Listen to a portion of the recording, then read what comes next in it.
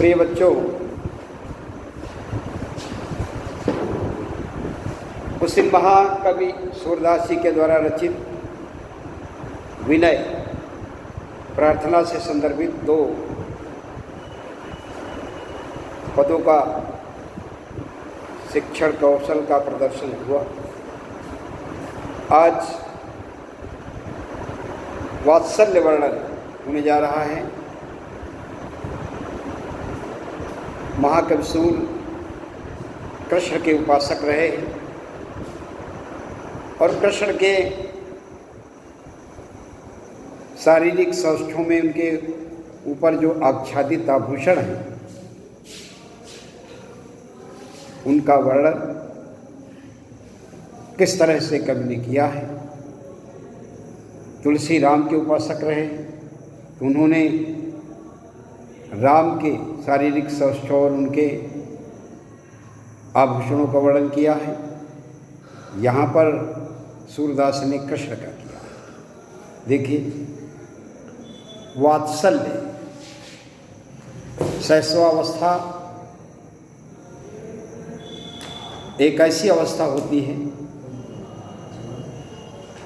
जो अत्यंत सुकोमल होती है, मनोहारी होती है, माता पिता और परिवारी जनों के लिए बहुत ही प्रिय लगने वाली होती है। उस अवस्था में कवि के अनुसार कृष्ण कैसे लगते हैं? कवि कहते हैं, हरि जू की बाल छवि कहों बरनी, हरि जू की बाल छवि कहों लो बरनी, सकल सुख की सीम कोटि मनोज शोभा हरनी। देख कैसे लग रहे हैं? हरि जू की बाल छवि, हरि कृष्ण के लिए आया है सब। कब कथन है कि हमारे आराध्य कृष्ण बालकपन में, बाल्यकाल में उनकी शोभा का वर्णन करना असंभव है। उनकी शोभा का वर्णन कैसे किया जाए? क्यों? सकल सुख की सीम, जीवन में प्राप्त होने वाले संपूर्ण सुखों की सीमा को पार करने वाला सुख, सकल सुख की सीम कोटि मनोज शोभा हरनी। कोटि मनोज, मनोज शब्द आया है यहाँ पर कामदेव के लिए आया है। और कोटि करोड़ों कामदेव, एक कामदेव नहीं। सुंदरता का प्रतीक जहाँ पुल्लिंग में आता है वहाँ पर कामदेव को हम जानते हैं, और स्त्रीलिंग में जहाँ सुंदरता का प्रमाण आता है वहाँ हम रति को जानते हैं। रति और कामदेव दोनों एक दूसरे के पति पत्नी कह लीजिए या प्रेमी प्रेमिका कह लीजिएगा, दोनों एक दूसरे के बिना अधूरे हैं। और अगर ये रति और कामदेव की दूरी हो जाए तो समझो सृष्टि का संचार ही समाप्त हो जाए। रति का मतलब ही प्रेम होता है और कामदेव का मतलब भी प्रेम का पान करने वाला होता है। ये मनोज करोड़ों कामदेव शोभा हरनी, उनकी करोड़ों कामदेवों की शोभा को वो हरण करने वाली है। ऐसी सुंदरता है। इसीलिए कहा सकल सुख की सीम कोटि मनोज शोभा हरनी। और आगे क्या कहा? भुज भुजंग सरोज नयननी।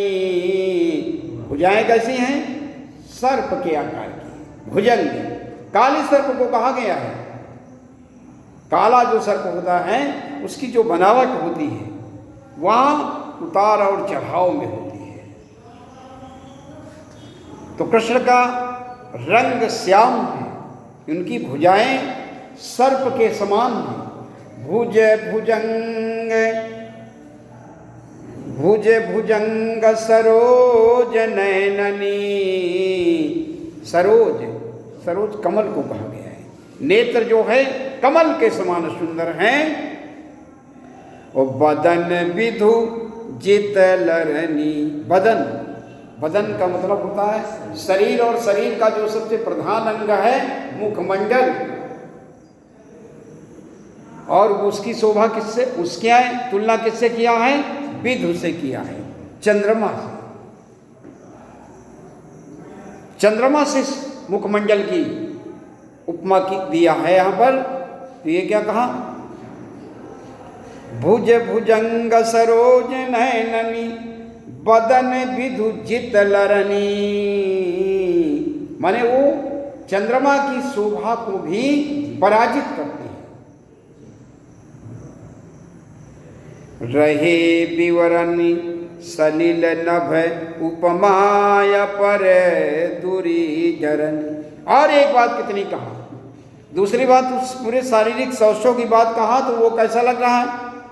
रहे विवरण सलिल नभ उपमाया पर दूरी जरनी। और उनका जो संपूर्ण शरीर है वह आकाश मंडल पर छाए हुए बादलों, तो श्याम वर्ण के बादल हैं, और उन बादलों को भी, उनकी शोभा को भी दूर करने वाली शोभा है। माने वो शोभा भी इनके सामने फीकी हो जाती है। मंजू मेचक मृदुल तनु अनुहरत भूषण भरनी। मंजू मेचक मृदुल तनु अनुहरत भूषण भरनी। और एक बात क्या कहा कि उनका जो श्याम वर्ण का शरीर है और उस पर जो मंजू है, जो करधनी है, उस श्याम वर्ण के शरीर पर वह जो करधनी है कमर में, उसकी भी शोभा बहुत ही अप्रतिम है। मंजू मेचक मृदुल तनु अनुहरत भूषण भरनी। अनुहरत भूषण, अनेक प्रकार के आभूषणों में वो भी सुशोभित होती है। और आगे क्या कहा? मनहु सुभग सिंगार शिशु तरु फरो अद्भुत फरनी।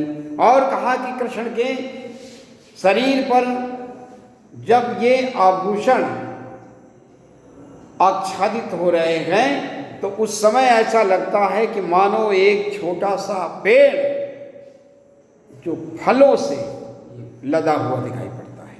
ठीक वैसे ही उनके उस छोटे वात्सल्य शैशव अवस्था में जो उनके शरीर पर आभूषण हैं, वो आभूषण इस प्रकार से सुंदरता को प्राप्त होते हैं जैसे किसी छोटे पौधे में लगे हुए फल फूल, और वो शोभा को प्राप्त होते हैं।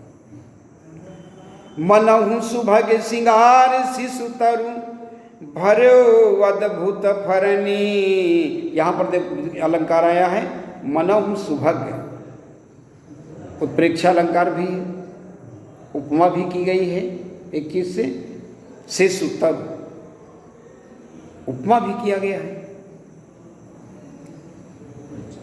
मनहु सुभग सिंगार शिशु तरु फरो अद्भुत फरनी।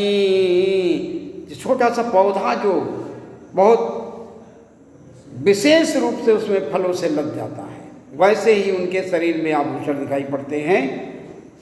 और दूसरी बात क्या कहा? चलत चलत पद प्रतिबिंब मनि आंगने घुटुरुवन करनी। और दूसरी बात कहा कि वो कृष्ण जब चलते हैं, पद प्रतिबिंब, और उनके चलने से छोटे छोटे पैरों का जो प्रतिबिंब है वहां कैसा लगता है? चलत पद प्रतिबिंब मनि आंगने घुटुरुवनि करनी। और वो चलते कैसे हैं? घुटनों के बाल चलते हैं, जिसको गांव की भाषा में माताओं ने बैया बैया कहा है। और वही घुटनों के बल, घुटनों के बल वो चलते हुए हाथ और पैर के सहारे से चल रहे हैं। तो वही कहा, जलज चलत पद प्रतिबिंब मनि आंगन। और आंगन कैसा है? मणि, मणियों से सुशोभित है।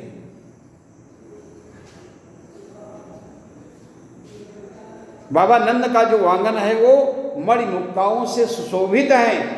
और उस आंगन में घुटनों के बल चलते हुए कृष्ण का प्रतिबिंब जब पड़ता है तो उसका जो प्रछाया है वह बहुत ही अलौकिक और अप्रतिम सुंदरता को प्राप्त होती है।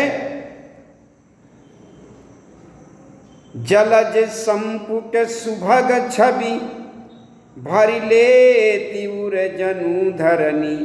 जलज संपुट सुभग छवि। और उस समय जलज माने होता है कमल, वो कमलवत चरणों वाले, कमलवत शरीर वाले सुकोमल कृष्ण जब उस मणि और मुक्ता ऊं से सुशोभित आंगन में चलते हैं तो उस समय वह शोभा माँ यशोदा को कैसे लगती है? जलज संपुट सुभग छवि भरी लेति उर जनु भर धरनी। धरनी शब्द पृथ्वी के लिए आया है और उर माने हृदय।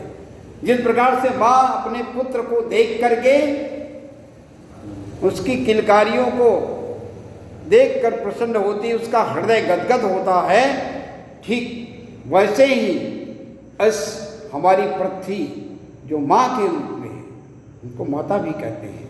और मानो वह पृथ्वी माँ का पुत्र अपने घुटनों के बल चल करके माँ के हृदय को आनंद से विभोर कर देता है। जलज संपुट सुभग छवि भरी लेति उर जनु धरनी। पूर्ण फल अनुभवति सुतहि बिलोकी कै नंद घरनी। देखो शब्द यहाँ पर घरनी आया है। घरनी शब्द हिंदी का अपभ्रंश शब्द है और इसी शब्द को जब हम परिमार्जित हिंदी में लाएंगे तो ये ग्रहणी हो जाएगा, ये ग्रहणी के रूप में यह हो जाएगा। और इसी घरनी को लोगों ने, जो गांव के लोग हो, घरैतिन भी कहते हैं। और घरैतिन से ग्रहणी आया शब्द हमारी लिखा पढ़ी की भाषा में। तो यही कहा कि किसकी ग्रहणी? नंद की, नंद बाबा की जो ग्रहणी है। और वह अपने पुत्र के इस प्रकार के क्रियाकलापों को देखकर पूर्ण फल अनुभवति सुतहि, अपने पुत्र के द्वारा इस प्रकार के सुंदर आह्लादित करने वाले दृश्यों को देख करके माँ यशोदा ये सोचती हैं कि हमारे पूर्व जन्म के पुण्य का ये प्रतिफल हमको आज मिल रहा है। पुण्य फल अनुभवति सुतहि बिलोकी कै नंद घरनी। सूर्य प्रभु की उर बसी किलकनी ललित लखर लरखरनी। और क्या कहा कवि ने? सूरदास जी ने कहा कि वह शोभा जो कृष्ण के द्वारा माँ यशोदा को, माँ वसुंधरा को आह्लाद से परिपूर्ण करती है। और वही शोभा सूर्य प्रभु की उर्वशी किलकनि ललित लरखरनी। सूरदास जी कहते हैं कि वही शोभा योगीराज कृष्ण की हमारे हृदय में उस बाल काल की कैसे लगती है?